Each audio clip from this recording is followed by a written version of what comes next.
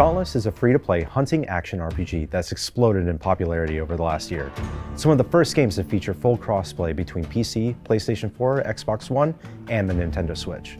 InstaLOD supports us with tools that revolutionize the process of producing and optimizing content automatically, dramatically speeding up our development pipeline. Dauntless has a significant amount of content that needs to be performant on multiple platforms, and InstaLOD allows us to develop in a scalable way that doesn't require additional resources. It's the right solution for us for multiple reasons.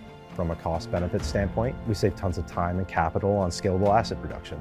On top of the default feature set, we've built custom tools around InstaLOD to maximize production for cross-platform development. I'm pretty happy with InstaLOD. It's very powerful. There's some key features that benefit us as far as static meshes are concerned. It does a really great job at remeshing, taking a bunch of static meshes and converting them into a single mesh with one optimized material. Typically, it's really difficult to bring a mesh that's 30,000 triangles down to 5,000 or less, and still have it look close to the original version's quality. It also takes several hours to do by hand.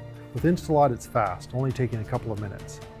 Being able to combine several objects into one object of virtually identical quality is really impressive. Using InstaLOD has helped me quite a bit because of their algorithms in scale mesh optimization and skinning, or scale mesh loading. It provides a lot of flexibility to control and polish as we need and save us a considerable amount of time. It processes really quickly and allows for command lines for batch processing skeletal mesh FBXs. It's quite effective. There are also a ton of settings that provide a lot of depth and control, and it's flexible enough to tune per load according to the area of importance, whether it be skinning, the silhouette, or preserving boundaries and vertex. I'm excited to see what else InstaLOD will support in the future. As we utilize and learn more about InstaLOD, we get better at it. There are still some features we need to explore, but it's definitely hit the mark on where we need to be today for asset scalability. We've got room to grow, and InstaLOD will be a necessary part of Dauntless's continued expansion.